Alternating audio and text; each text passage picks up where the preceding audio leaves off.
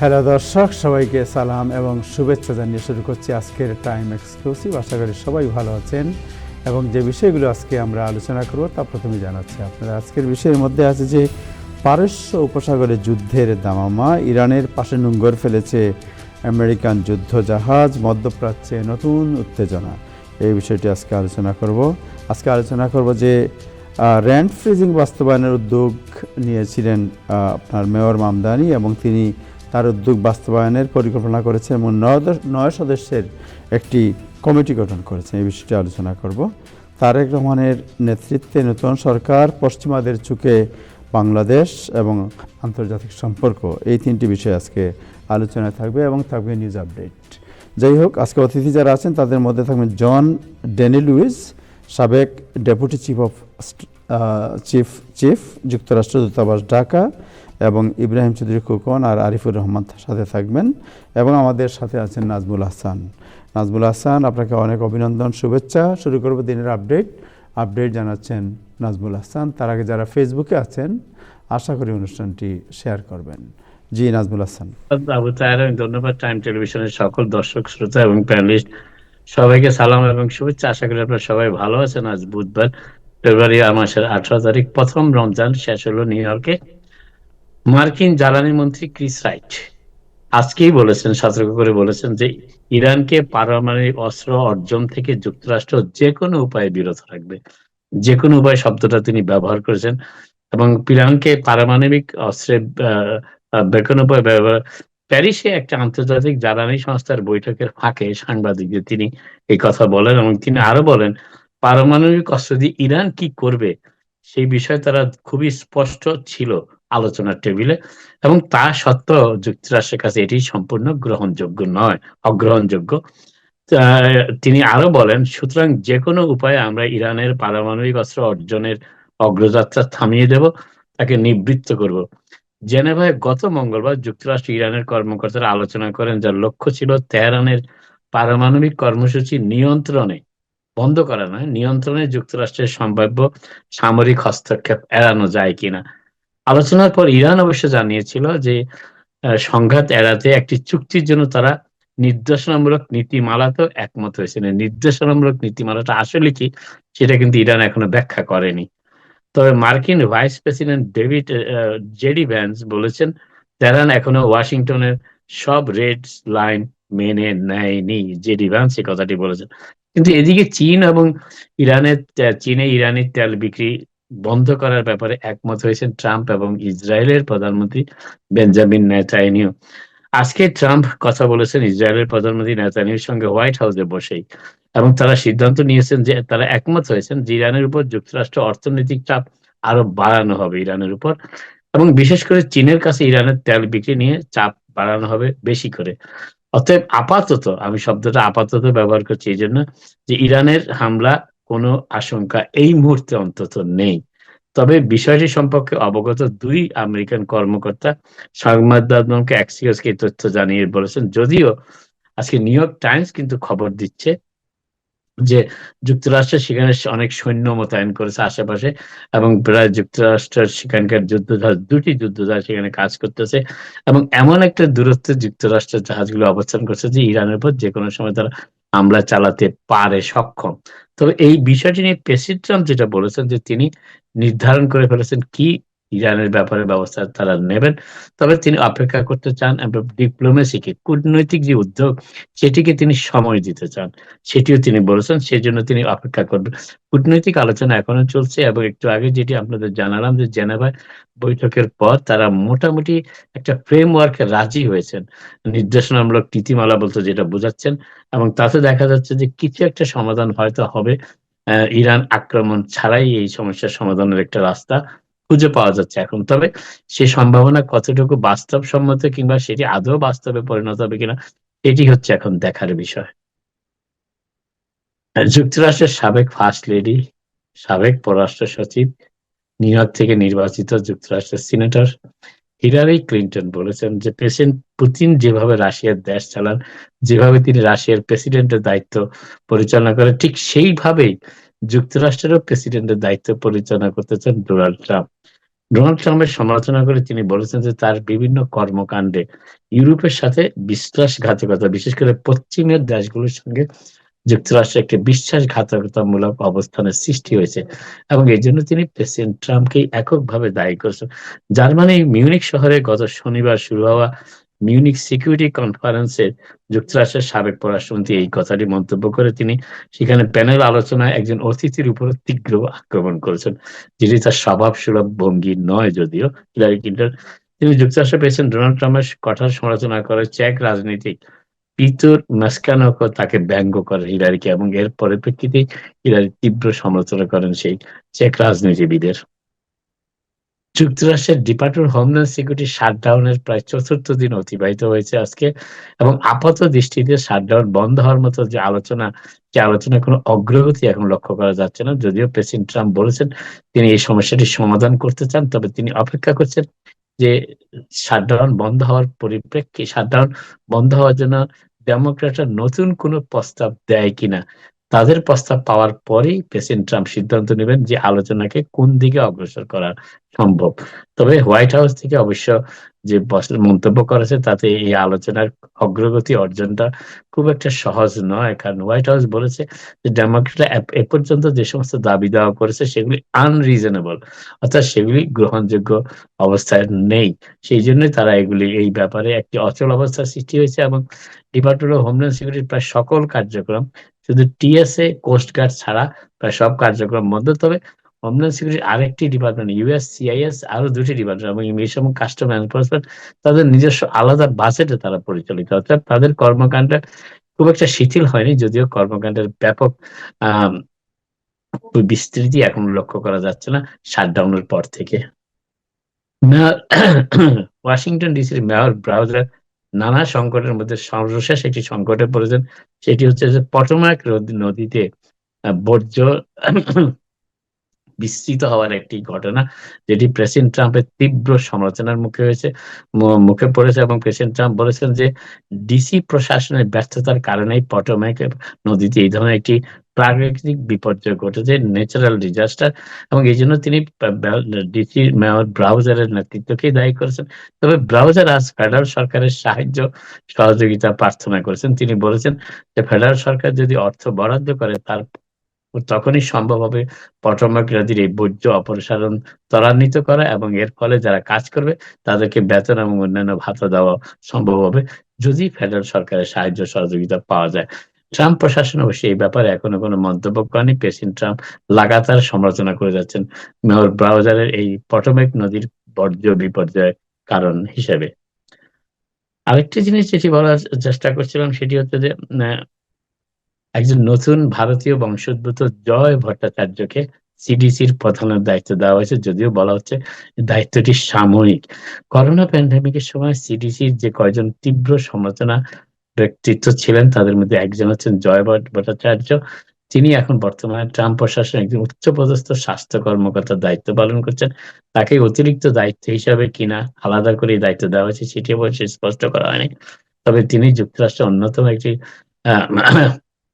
গুরুত্বপূর্ণ স্বাস্থ্য সংস্থা সেন্টার ফর ডিজিজ কন্ট্রোলের দায়িত্বভার গ্রহণ করছেন সাময়িকভাবে হলো। আরেকটি বিষয় যেটি বলার চেষ্টা করছিলাম সেটি হচ্ছে যে নিউ ইয়র্ক সিটির মেয়র মামদানি তীব্র সমালোচনার মুখে বলেছেন যে নিউ ইয়র্ক সিটির যে বাজেট $7 বিলিয়ন বাজেট গ্যাপ, সেই বাজেট গ্যাপ সামলানোর জন্য তার দুটি করণীয় আছে। একটি হচ্ছে নিউ ইয়র্ক শহরে যারা মিলিনিয়ার রয়েছেন তাদের 2% ট্যাক্স বাড়ানো এবং কর্পোরেট ট্যাক্স বাড়ানো, অথবা প্রপার্টি ট্যাক্স বাড়ানো। যেহেতু ধনী ব্যক্তিদের ট্যাক্স বাড়ানো সম্ভব হচ্ছে না, গভর্নর হকুলের অসহযোগিতা কিংবা তার সমর্থন না পাওয়ার কারণে, অর্থাৎ প্রপার্টি ট্যাক্স বাড়ানো ছাড়া সিটির এই বাজেট বা ঘাটতি মেটানো সম্ভব নয়। তবে মেয়র মামদানি বলেছেন যে বাজেট ঘাটতি মেটাতে সর্বশেষ উদ্যোগ হিসেবেই প্রপার্টি ট্যাক্স বাড়ানো হবে, এর আগে নয়। এর আগে তারা খুঁজে বের করার চেষ্টা করছেন অন্য কোনো উপায় থেকে এই বাজেট ঘাটতি মেরামত করা বা বাজেট ঘাটতি সামলানো দেওয়া সম্ভব কিনা। তবে তিনি আরেকটি কাজ করেছেন, তিনি রেন্ট কন্ট্রোল বোর্ডের অনেকেই পদত্যাগ করেছেন মামদানি প্রশাসনের চাপে হয়তোবা, এবং পদত্যাগ করার পর নতুন যাদের তিনি নিয়োগ দিয়েছেন সেই বোর্ডে তারা সবাই কিন্তু প্রায় সবাই রেন্ট ফ্রিজের পক্ষে। অতএব আবার আগামী দিন কয়েকের মধ্যে এই যে নিউ ইয়র্কের যে রেন্ট স্টাবলিশড অ্যাপার্টমেন্ট গুলো আছে সেগুলির ব্যাপারে একটি কঠিন সিদ্ধান্ত আসতে যাচ্ছে, হয়তোবা রেন্ট ফ্রিজ, যেটি মেয়র বামদনের নির্বাচনী প্রচারণার অন্যতম দিক দিক নির্দেশনামূলক প্রচারণা ছিল, সেটি হচ্ছে রেন্ট ফ্রিজ করা। বর্তমানে তার বিবেচনায়, মেয়র মামদানি বিবেচনায় রেন্ট ইতিমধ্যে অনেক বেশি, অতএব সেগুলো ফ্রিজ করার ব্যাপারে তিনি এই রেন্ট কন্ট্রোল বোর্ডের মাধ্যমে সিদ্ধান্ত দিতে যাচ্ছেন হয়তোবা। তবে এই ব্যাপারে বাড়ির মালিকরা তীব্র আপত্তি জানিয়েছেন এবং এর ফলে তারা বলেছেন বাড়ির ম্যানেজমেন্ট, প্রশাসন এবং বাড়ির রক্ষণাবেক্ষণের কাজ দুর্বল হয়ে পড়বে। অনেক অ্যাপার্টমেন্ট তারা পরবর্তীতে রেন্ট না দেওয়ার অবস্থায় পৌঁছে যাবে। অর্থাৎ নিউ ইয়র্ক সিটি একটি তীব্র আবাসন সংকটের মুখোমুখি হতে যাচ্ছে যদি না রেন্ট ফ্রিজ কার্যকর করা হয়। আপাতত এখানে শেষ করি, আবার আপনার সাথে কথা হবে। আপনার সবাই ভালো থাকুন। Nazmul Hasan, thank you. অনেক ধন্যবাদ আপনাকে যুক্ত হওয়ার জন্য আমাদের সাথে, এবং আমি আশা করি আপনি সাথে থাকবেন। যাই হোক, welcome our friend who were a friend of Bangladesh, and he were in Bangladesh as a deputy chief of mission in U.S. Embassy in Bangladesh, John Daniluez. John, thank you so much for joining us. Don't mind, sometimes it's hard for me to properly, announce your name. But anyway, thank you so much for your time, and it's been a long time we are trying to reach you. You are very busy, I knew. So what do you think as a diplomat, as a analyst, international analyst, what do you think about Bangladesh, change, election, and new government? Well, thanks for having me on the show. It's great to see you again. And for everyone celebrating Ramadan, I wish you a month of fasting and feasting and reflection as the holy month continues. And it's interesting, this year we have Christians celebrating Lent at the same time that our Muslim brothers are celebrating Ramadan. So we're all in a fasting spirit these days. For Bangladesh, though, I think this is a time of celebration. There were many skeptics over the past 18 months who doubted the commitment of Professor Yunus to restoring democracy, to holding elections. There were many things that could have gone wrong. There were moments of crisis.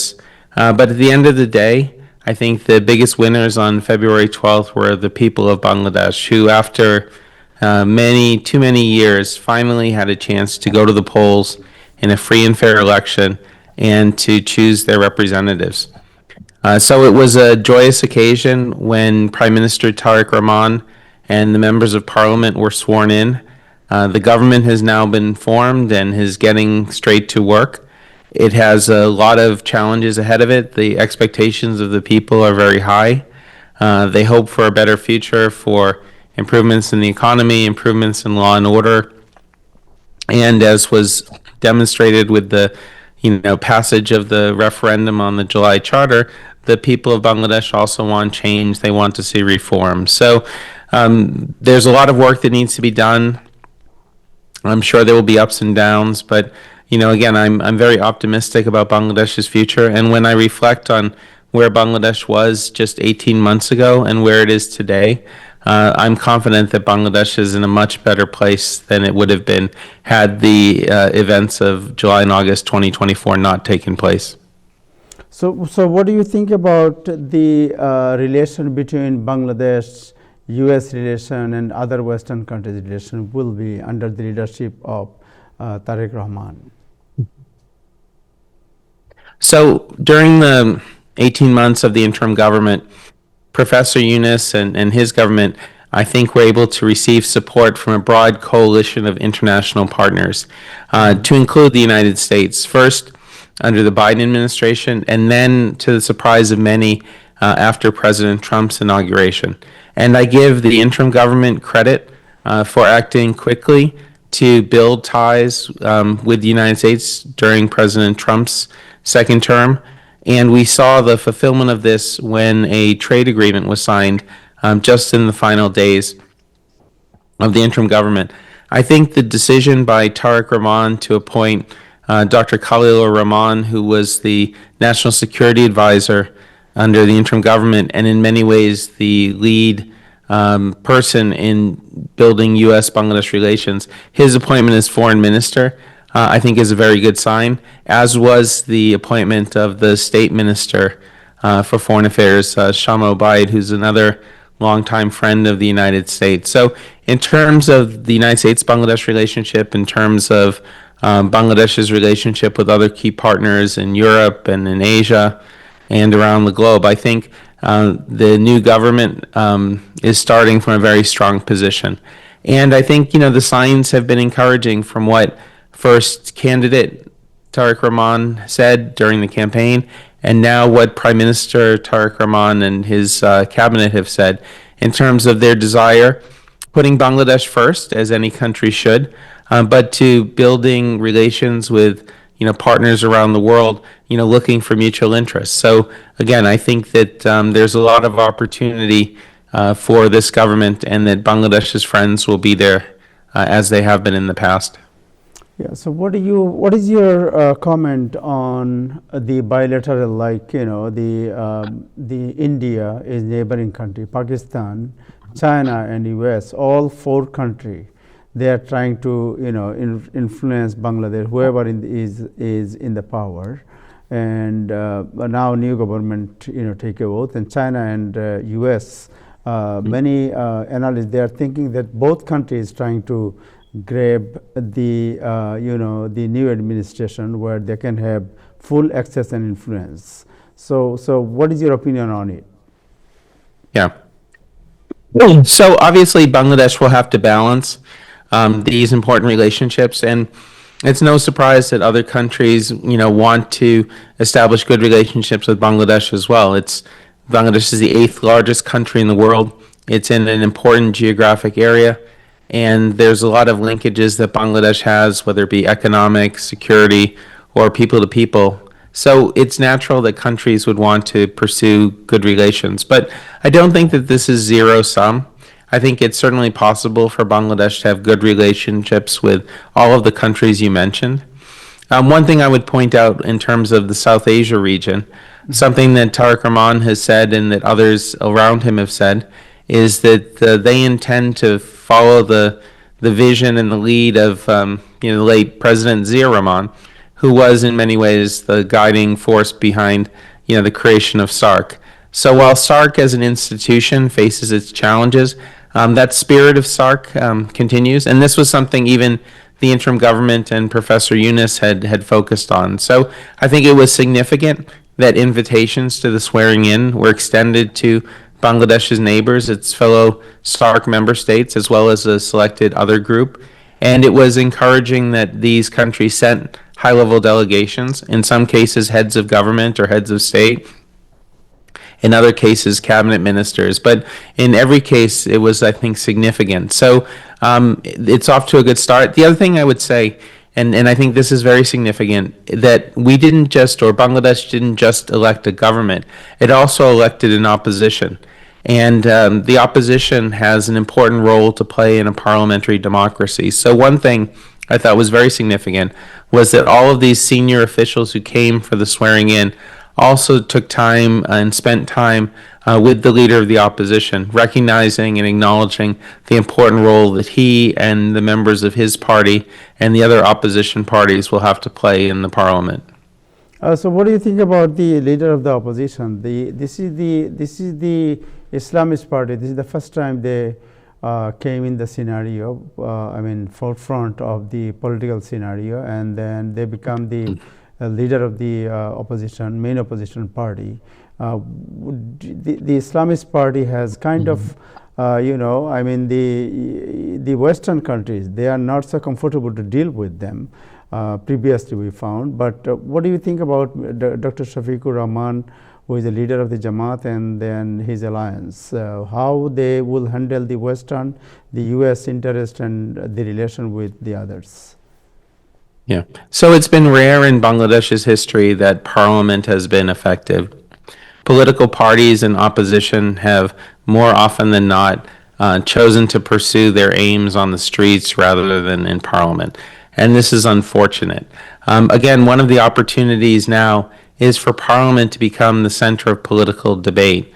And I think that the opposition has demonstrated and signaled its intent to do this.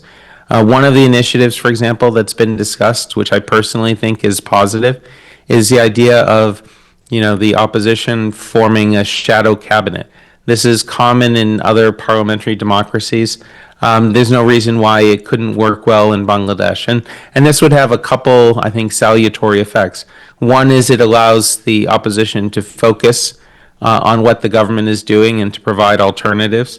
And it also allows those who serve in a shadow government or a shadow cabinet to gain experience and expertise in those areas in preparation for the day when they may be called upon to form a government. In terms of the United States and Bangladesh's foreign partners, as the U.S. officials have said repeatedly, the U.S. was prepared to work with whatever party had won Bangladesh's election. That has been the case in the past, and that would certainly be the case in the future. I no longer speak for the United States government. I'm a retired diplomat. But during my time as a diplomat, we maintained contact with members of all political parties. And this was the case not just in Bangladesh, but everywhere else I've served. So people like to, I think, speculate, and there's a lot of misinformation, disinformation, particularly that circulates on social media. But what I could say, from my observation is that the United States is fully preparing to work with the government of Bangladesh and will also continue to engage with the opposition and all political parties and all aspects of Bangladeshi society. What do you think about the Awami League? Yeah. Well, frankly, I think the Awami League has a choice to make. The Awami League in the campaign period tried to discredit the election. Sheikh Hasina and her supporters said that they were going to encourage those in Bangladesh not to participate in the election. That may have happened to some extent, but not enough to the point where the results of the election are called into question. So I think there's some soul searching that the Awami League needs to do, not just the leadership, but I think the rank and file within the party. The reality is that the government of Bangladesh, the new government, will continue to pursue accountability for the crimes that took place during Hasina's rule, both during July and August of 2024, but during earlier years of her regime. I've said publicly that Sheikh Hasina and her family are finished in Bangladeshi politics. In my view, Hasina will either die in exile or in prison. She's not coming back. She's not going to be involved in politics in Bangladesh. So the rest of the Awami League has a choice to make. They can try to find a space in Bangladesh's politics. They can repent for the crimes that have been committed. They can reform their party. They can choose new leadership. And they can seek a path back to reconciliation, along with helping to provide truth for what has happened and to promote healing. So there is a path back for the Awami League, but the onus, frankly, is on them to make the first move. And then I think the government will be in a position to, put in place a process that could lead to, their eventual, return to the political mainstream. If not, then members who had supported the Awami League in the past also have a choice to make, whether they join another existing political party or if they form new parties and find a new path forward. Did you ever met with any Awami League leaders during your tenure in Bangladesh? I've met with hundreds, if not thousands, of Awami League leaders. There are many who I considered friends. We agreed on many things. We had many disagreements, but we spent a lot of time together. And I served in Bangladesh for a number of years in which the Awami League was in power. But at the same time, I've served in Bangladesh when the BNP was in power. I served in Bangladesh when President Ershad was in power. I've served there during interim governments, caretaker governments. So I've seen a little bit of everything. There's no reason why the United States, I think has any, reason not to pursue the policies it always has, which again is, speaking to everybody and pursuing U.S. interests. Thank you so much, John. Thank you so much for your time. I know it's a sleeping time, but yeah. If I could just take a moment to sure. Take your time. I just wanted to again for your viewers to to mark a passing today. Former U.S. Ambassador to Bangladesh, William B. Milam, passed away overnight, with family and friends in Utah where he had been living. Again, this isn't the time for a long testimonial, but I think in some ways there was a sense of poetic justice that, he lived long enough to see democracy restored in Bangladesh. He was a tireless advocate for Bangladesh. During the Hasina period, he advocated for democracy. For this, he was vilified. He was prevented from traveling to Bangladesh. And I'm very pleased that last year, just a year ago, last Ramadan, he was able to visit Bangladesh after over a decade to see his many friends and to see the sense of hope and optimism that had followed the July Revolution. So, all of us who knew Bill are mourning his passing, and we're all committing ourselves to continue the work that he began and which he felt so passionately about. So thank you for giving me a moment just to acknowledge his passing.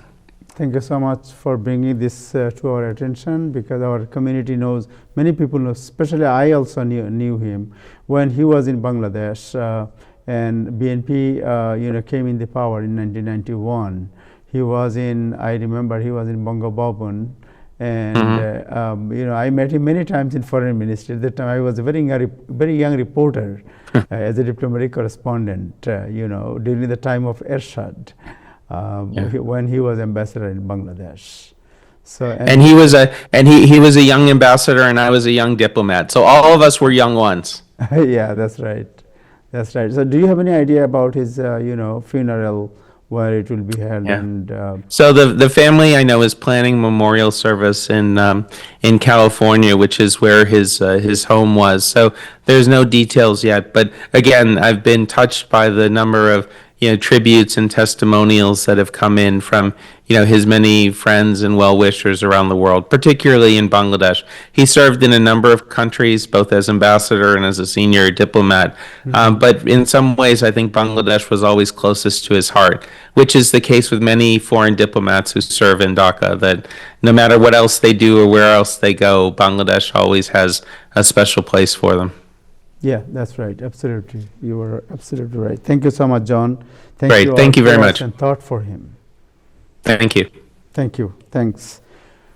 দর্শক, আমাদের সাথে যুক্ত হয়েছিলেন জন, যিনি বাংলাদেশে দীর্ঘদিন কাজ করেছেন যুক্তরাষ্ট্র দূতাবাসের ডেপুটি চিফ অফ মিশন হিসাবে, এবং তার কাছ থেকে আমরা শুনছিলাম এতক্ষণ বাংলাদেশের বর্তমান যে নতুন প্রশাসন তারেক রহমানের নেতৃত্বে কীভাবে তারা দেখছেন, এবং বিশেষ করে উনি যেটা বললেন যে শেখ হাসিনার ফিরে আসার ব্যাপারটি, আওয়ামী লীগের প্রত্যাবর্তন রাজনীতিতে, এবং আমাদের নতুন যে পররাষ্ট্রমন্ত্রী তার সম্পর্কে তিনি যা বললেন, আমার মনে হয় অ্যাজ এ ডিপ্লোম্যাট এটা আমাদের সবার জন্য অত্যন্ত significant, and as a political analyst ওনার বক্তব্যটি আমাদের সবার, আমার মনে হয় এটা নিয়ে অ্যানালাইসিস করা অনেক কিছু আছে। Ibrahim Chowdhury, anything you want to add? No, I just want to say thank you, John Dan. But it is not a surprise how an American diplomat, retired diplomat, described Bangladesh politics so nicely. Even sometimes it's better than us, and exactly what I cannot disagree with him. In every point, he explained much better than some of us. So they are so connected. Even he retired, even he's no more in Bangladesh, but I think they are following Bangladesh from their heart, from their soul, and a big well-wisher of Bangladesh. So thank you, John, for being with us. And your observation is very much touched me, but it is a very, very true observation on all the aspects. The Tariq J has to go through some challenge. Tariq J has to go some challenges in near future, and what Awamu League has to do for themselves. So thank you again. Thank you so much. Thank you. And also Dan Mozina, he just came in our show about 3 days ago, and he was here and talked about the new government. Thank you, John. Thank you for your time. Thanks. Okay, thank you. Thank you very much. Thank you. Thanks. Mister Arif, আপনার কাছে একটু যাই, এরপর ইব্রাহিম চৌধুরী আপনার কাছে আসবো। আরিফ, আপনি জানতে চাই, আপনার সাউন্ড আনমিউট করতে হবে। একটু জানতে চাই যে মেয়র মামদানি তিনি র্যান্ড ফ্রিজিংয়ের উদ্যোগ নিয়েছেন এবং 9 সদস্যের মধ্যে একটি কমিটি গঠন করেছেন। আমরা জানতে চাই যে রেন্ট ফ্রিজিং যেটা তিনি করতে চাচ্ছেন, এইটা দিয়ে আসলে exactly how he will do it. ধন্যবাদ। মানে খুবই গুরুত্বপূর্ণ যে তথ্যগুলি সামনে এসেছে সেটা বিশ্লেষণ করার আমি চেষ্টা করব। মূলত নির্বাচনী যে প্রতিশ্রুতি ছিল জহরান মামদানি, যে নির্বাচনী প্রতিশ্রুতির একটি অংশ ছিল যে বাড়ি ভাড়াটাকে স্থিতিশীল রাখা। তো সেই লক্ষ্যেই মূলত রেন্ট গাইডলাইন্স বোর্ডে উনি নতুন করে কয়েকজন কাকে নিয়োগ দিয়েছেন। এখন সব মিলিয়ে এই বোর্ডে টোটাল 9 জন সদস্য। এই 9 জন সদস্যের কাজ কি হবে? মেয়র মামদানি যেটা বিবৃতিতে বলেছেন যে যেহেতু আমি নির্বাচনী প্রতিশ্রুতি দিয়েছি, সেই জন্য বাড়ি ভাড়াটা যেন কোনোভাবে বেড়ে না যায়। কিন্তু এখানে যে ব্যাপারটি উনি বলেছেন, এখানে যে ব্যাপারগুলো এসেছে, আমি আপনাকে খোলাভাবে যদি বিষয়টাকে বিশ্লেষণ করি, যে জুন মাসে জনমত জরিপ করে বাড়ি ভাড়া বাড়ানোর একটা প্রসেস করা হবে এবং ভাড়াটিয়াদের প্রতিনিধি, পাশাপাশি মালিক পক্ষের প্রতিনিধি এবং জনপ্রতিনিধি সবাই মিলে সিদ্ধান্তটা নেবে। এখানে কয়েকদিন আগে মেয়র মামদানি এরই মধ্যে নিউ ইয়র্কের গভর্নর ক্যাথি গোকুল এবং আইন প্রণেতাদের সাথে নিয়ে যারা ধনী এবং বড় কর্পোরেশন আছে তাদের কাছে কর বাড়ানোর জন্য আবেদন করেছে। তো যদি কোনো কারণে এই কর মানে বাড়ানোর ব্যাপারটি যদি উনি সমর্থন না পান, তাহলে সম্পত্তি কর অর্থাৎ নিউ ইয়র্কে যে সম্পত্তি কর 9.5% বাড়ানো হবে। তো এখন যে বিশ্লেষণে আমরা বিভিন্ন গণমাধ্যমে যে রিপোর্টগুলো এসেছে, যে কোনোভাবে মামদানি যদি এখানে ফেল করে, অর্থাৎ গভর্নর এবং আদার্স পার্সনদের যে অ্যাক্টিভিটিস উনি সমর্থন চাচ্ছেন যদি ফেল করে, তাহলে 9.5% কর কিন্তু আমাদের বেড়ে যাচ্ছে। এখন অলরেডি সিটি জরিপ অর্গানাইজেশন নামে একটা অর্গানাইজেশন রিপোর্ট করেছে যে 9.5% যদি করটা বেড়ে যায় কোনো কারণে, মামদানি যদি ফেল করে, তাহলে এক পরিবার, 2 পরিবার কিংবা 3 পরিবার যারা নিউ ইয়র্কে বসবাসরত বাড়ির মালিক, তাদেরকে কর মিনিমাম $700 করে দিতে হবে।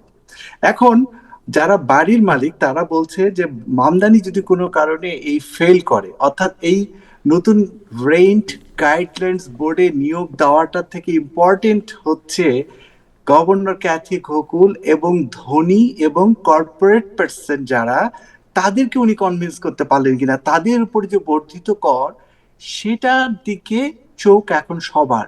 অর্থাৎ রেন্ট গাইডলাইন্স বোর্ডে আপনি কাদেরকে নিয়োগ দিলেন এটা ফ্যাক্টর না, যেটা বিশ্লেষণে এসেছে। বিশ্লেষণ হচ্ছে ওই 9.5% যদি কর বাড়ানো হয় তাহলে একটা বড় ধরনের চাপ সৃষ্টি হবে। আপনাকে একটু বলে রাখি, যেটা মেয়র এরিক অ্যাডামসের আমলে 4 বার বাড়ি ভাড়া বৃদ্ধি করা হয়েছে।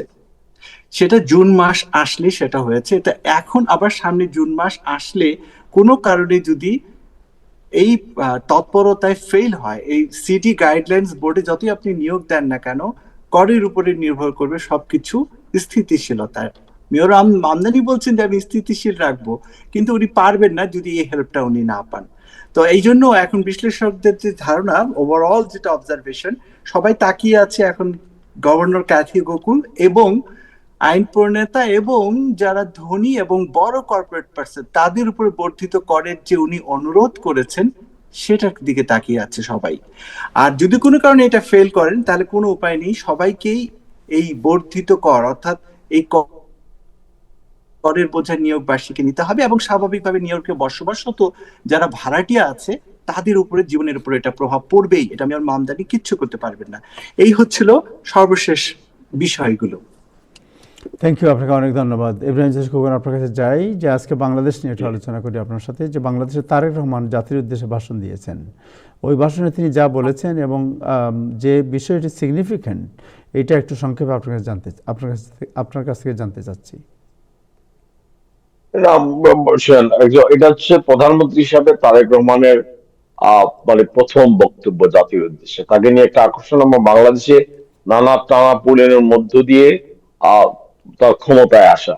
আমরা যদি দেখি যে মানে হঠাৎ করে আওয়ামী লীগ সরকারের পতনের পর জনগণ মানে এই নির্বাচন কিভাবে হবে, নির্বাচনে কারা আসবেন, নির্বাচনের কাঠামোটা কি হবে, আদৌ নির্বাচন হবে কিনা, মানে এই সমস্ত নানান জল্পনা কল্পনার পথ পেরিয়ে আদৌ মানে 1 মাস আগেও আমরা জানতাম না যে তারেক যে আদৌ বাংলাদেশে আসতে পারবেন কিনা। তিনি আসলেন এবং রাজনৈতিক পরিবর্তনগুলো এত দ্রুত ঘটলো। বেগম খালেদা জিয়া মারা গেলেন এবং একটা অভাবনীয় জয়ের মধ্য দিয়ে মানে আওয়ামী লীগের অনুপস্থিতি, মানে বিএনপি তো ধরেই নিয়েছিল যে তারা যেভাবে হোক এই নির্বাচনে যেন সবাইকে নিয়ে যাওয়া যায়, এবং সেই নির্বাচনে গিয়ে তারা তাদের প্রত্যাশিত ফলাফল পেয়েছেন এটার পরে।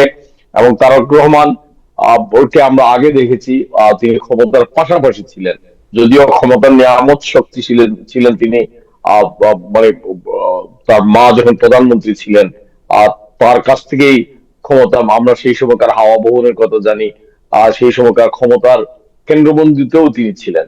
কিন্তু এইবার তিনি একটি পরিবর্তিত অবয়ব নিয়ে, পরিবর্তিত ভাবমূর্তি নিয়ে ক্ষমতায় আসলেন। এবং আমরা যদি ফিরে দেখি তার মানে বাংলাদেশের প্রত্যাবর্তন সেই 17 বছরের মাথায়, সেই প্রত্যাবর্তন থেকে তিনি নিজেকে নতুন ভাবে সাজানোর, নতুন ভাবে উপস্থাপন করার একটা সুযোগ। এবং আমরা যদি আবু তাহের, আমরা যদি খেয়াল রাখি যে আমরা 4-5 বছর আগে থেকে শোনা যে পশ্চিমা মহলের কাছে তার গ্রহণযোগ্যতাটা ভালো না, এই জন্যই বিএনপি ক্ষমতায় আসুক পশ্চিমা মহল চাচ্ছেন, এবং এই সুযোগটা শেখ হাসিনা পাচ্ছিলেন।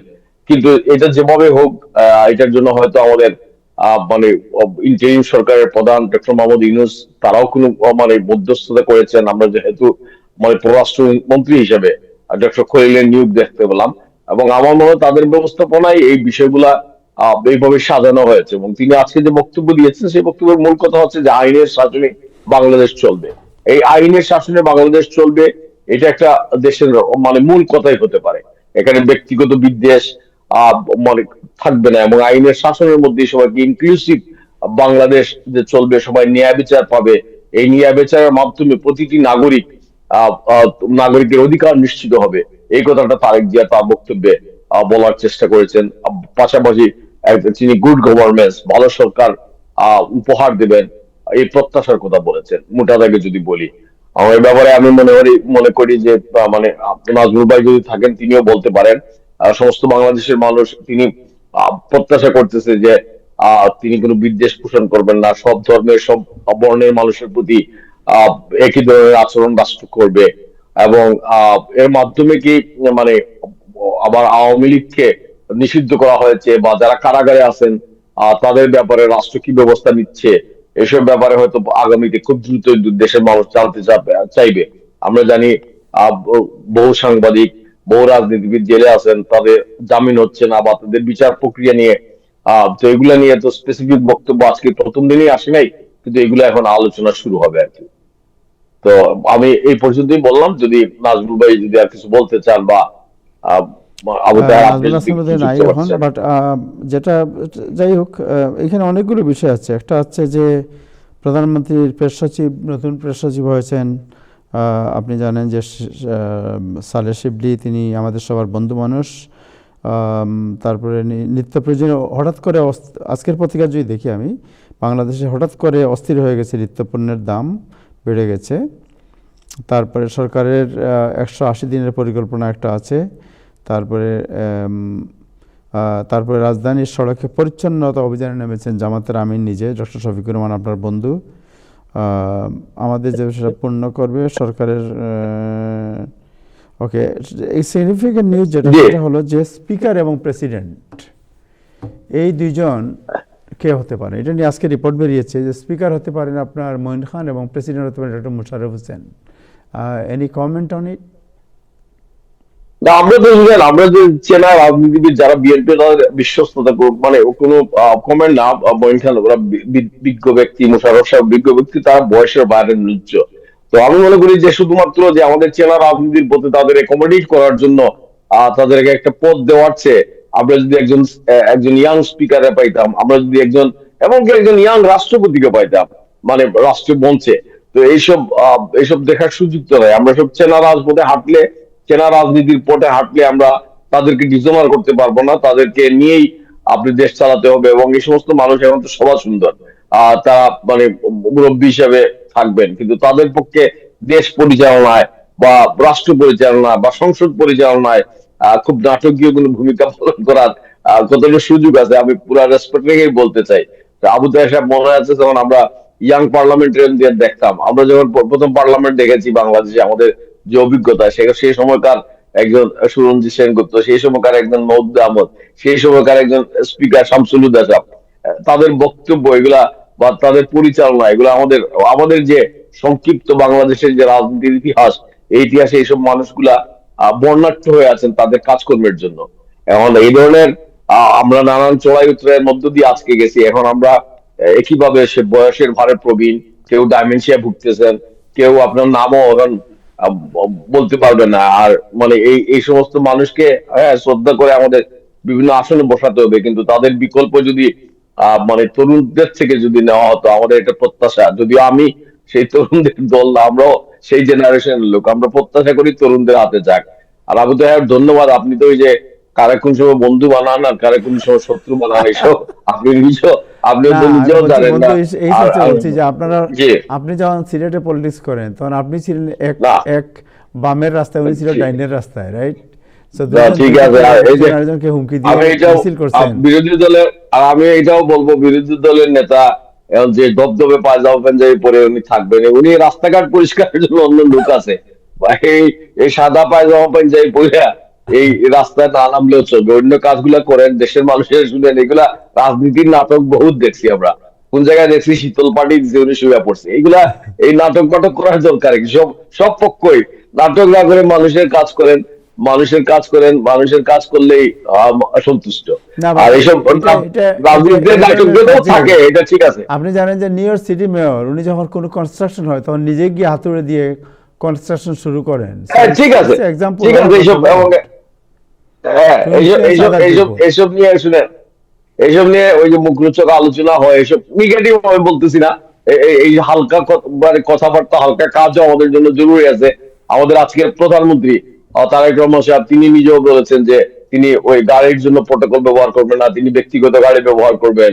এখন একটা আমাদের না, দেশের তারেক একজন রহমান তো, প্রধানমন্ত্রী। তারেক রহমানের যে ব্যাপারটি জানতে চাই আমরা, আরিফ আপনিও বলতে পারেন যে তারেক রহমান আজকে আমার মনে হয় যে নতুন একটি বিষয়ে সংযুক্ত করেছেন যা আমাদের সবার জন্যই অত্যন্ত মানে অনুকরণের বিষয়, এবং এটা বাংলাদেশের তরুণদের মধ্যে বিশেষ করে অনেক আগ্রহ সৃষ্টি করেছে। তিনি বলেছেন যে তার প্রোটোকলের গাড়ি থাকবে মাত্র 4টা, এবং যেটা আগে থাকতো 16 থেকে 20টা গাড়ি থাকতো, এবং তিনি নিজের গাড়ি টয়োটা কম দামি একটি গাড়ি তিনি ব্যবহার করবেন।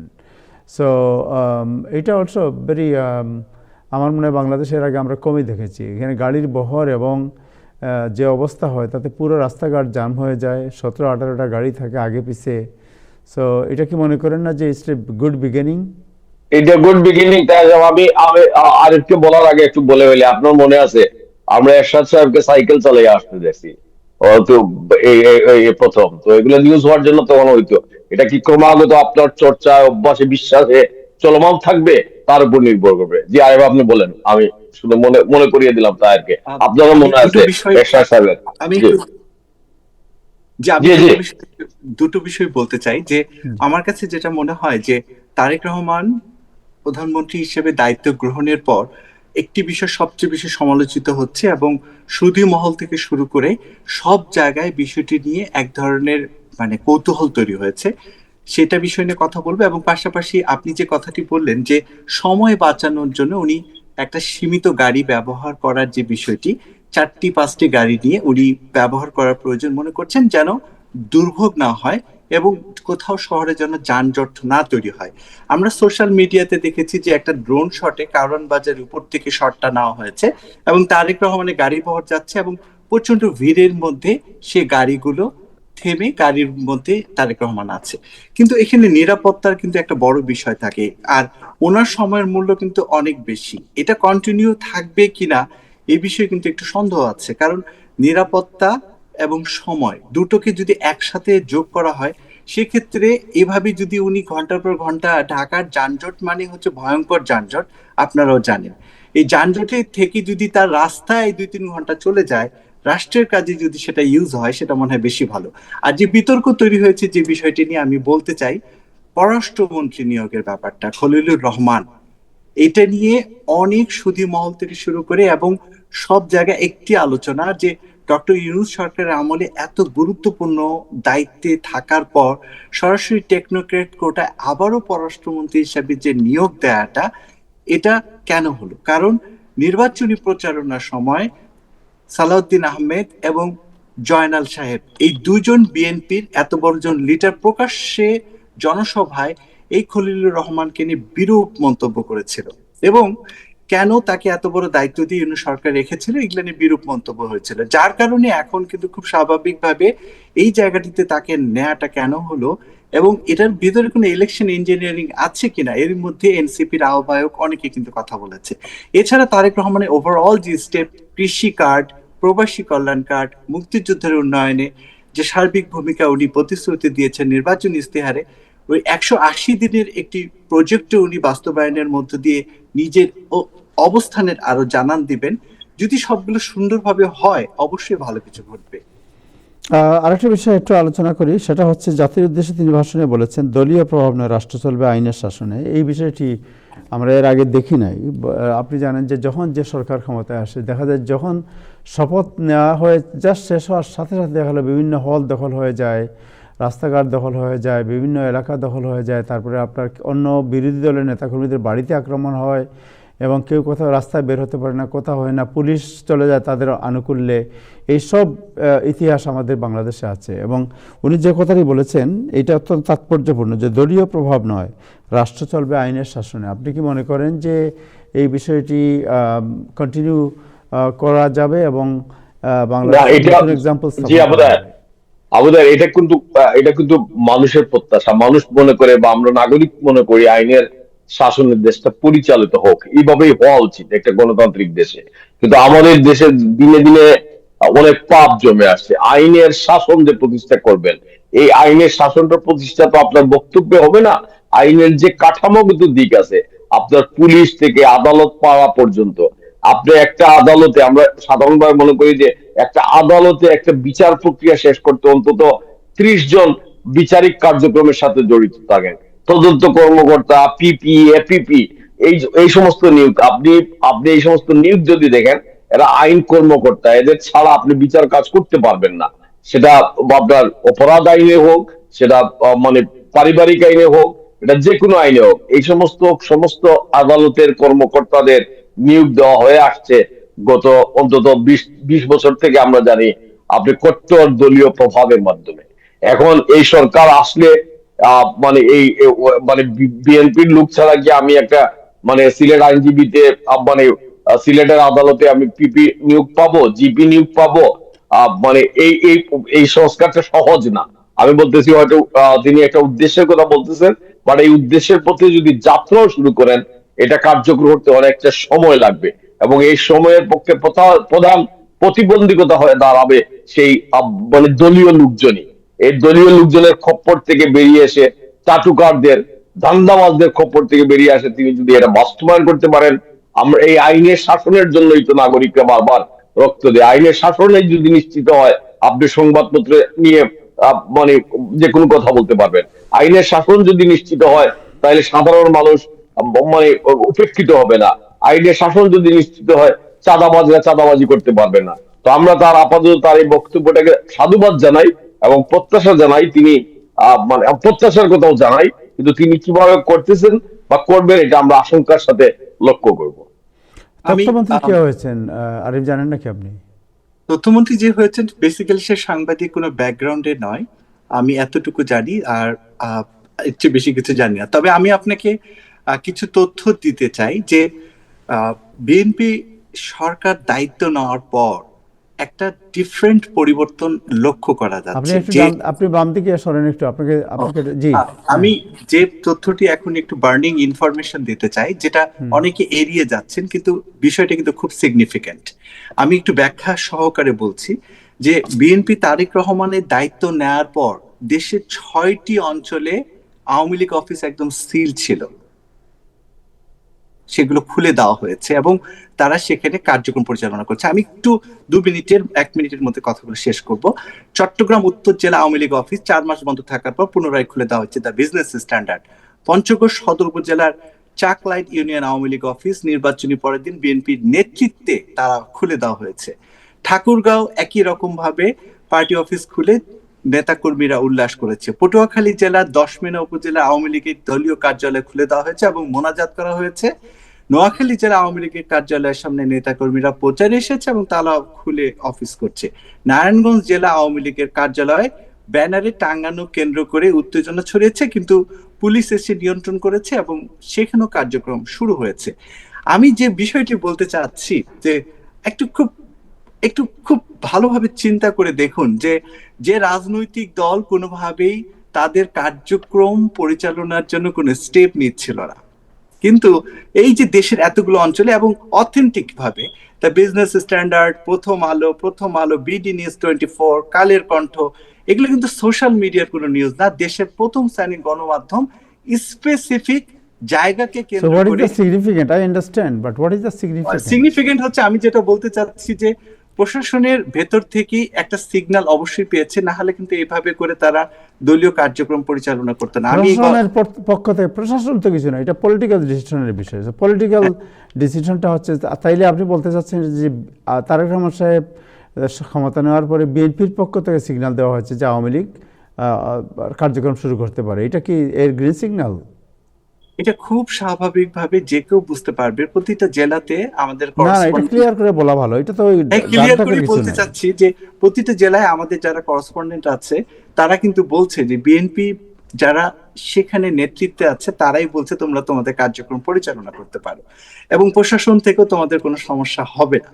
যদি কোনো রকম অপ্রীতিকর ঘটনা ঘটে তাহলে সেটা অবশ্যই ব্যবস্থা না হবে। আমি এই অনুষ্ঠানের মধ্যে দিয়ে এই জিনিসটাকে ফোকাস করছি কেন, মানে সামনে যে আলোচনাগুলো চলছে সেগুলোতে আমরা ফোকাস করছি দলীয় রাষ্ট্রীয় প্রধানের, কিন্তু তার আড়ালে কিন্তু অনেক ঘটনাগুলো ঘটছে, সেগুলো কিন্তু এভাবে আলোচনা হচ্ছে না।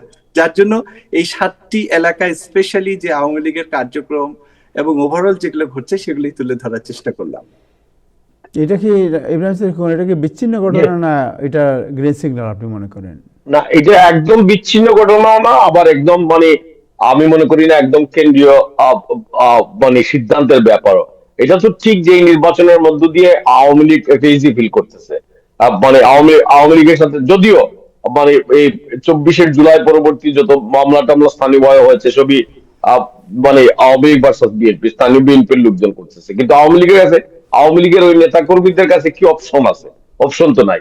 আবার আওয়ামী লীগের মানে যে মানে পালিয়ে যাওয়া নেতৃত্ব বা বিদেশে আশ্রয় নেওয়া নেতৃত্ব, এরা কি অপেক্ষা করবেন যে তারেক জিয়া সহ মানে বাংলাদেশে এখন বিএনপি যারা ক্ষমতাসীন তারা চিঠি দিয়া যে আপনারা আসসালামু আলাইকুম, আপনারা আস্তে আস্তে চলে আসেন?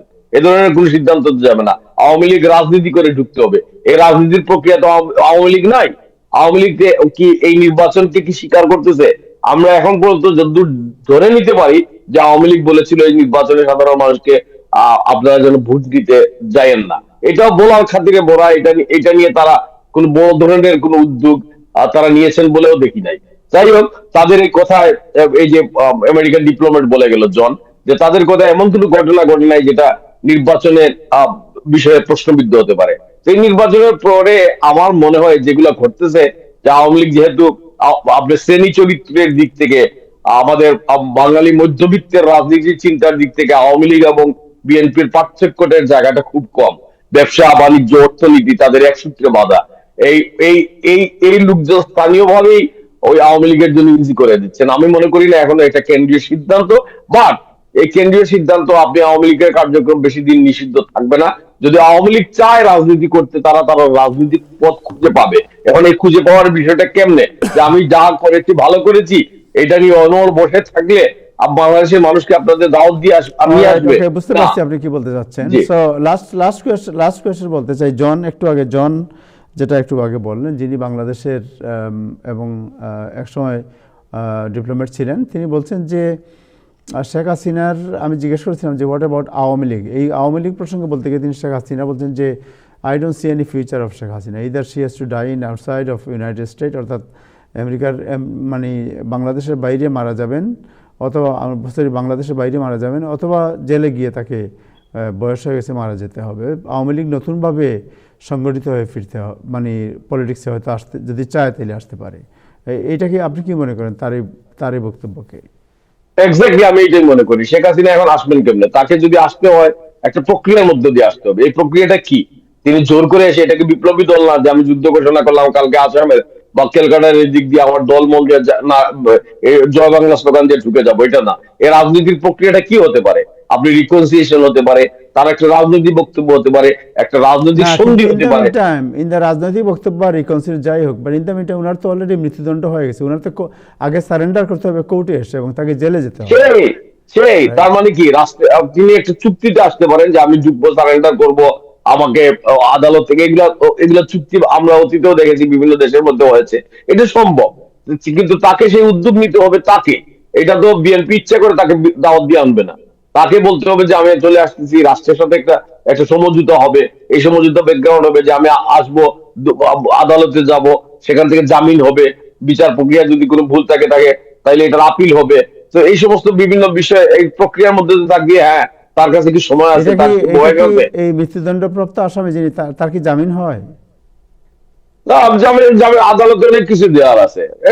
এগুলা রাষ্ট্র যদি রাজি হয়, রাষ্ট্রপতি তাকে ক্ষমা ঘোষণা করতে পারেন, এগুলা সম্ভব। না না, এগুলা ক্ষমা ঘোষণা করতে পারেন যে যদি উনি ক্ষমা প্রাণ ভিক্ষা চায় তাহলে ক্ষমা প্রার্থনা করতে পারেন, রাইট? প্রাণ ভিক্ষা তো চাইতে হবে আপনাকে। কিন্তু এর আগেও আদালতের বিভিন্ন প্রক্রিয়া আছে। তিনি যদি মানে তিনি যদি আদালতে আসেন এবং সুপ্রিম কোর্ট এটা তাকে রায় দিতে পারে, তার মামলা স্থগিত রাখতে পারে, এগুলো আইনের অনেক অনেক বিষয় আছে। কিন্তু তাকে তো সে উদ্যোগ নিতে হবে। আপনি প্রথম নিজেকে সারেন্ডার করতে হবে আইনের কাছে, রাষ্ট্রের কাছে। আপনি রাষ্ট্র থেকে দূরে থেকে আপনি তো রাষ্ট্রের কোনো সুবিধা নিতে পারবেন না। This is the reality. Alright, আপনাকে তো রাষ্ট্রের কাছে আমাদের সময় সারেন্ডার শেষ করতে হয়ে গেল, হবে। But thank you so much আপনাদের বিশ্লেষণের জন্য। Thank you Arif, thank you Ibrahim Siddique Khokon, আপনাকে অনেক ধন্যবাদ। দর্শক, আজকে এ পর্যন্তই, আগামীকাল আবার দেখা হবে। সবাই ভালো থাকবেন, খুদা হাফেজ।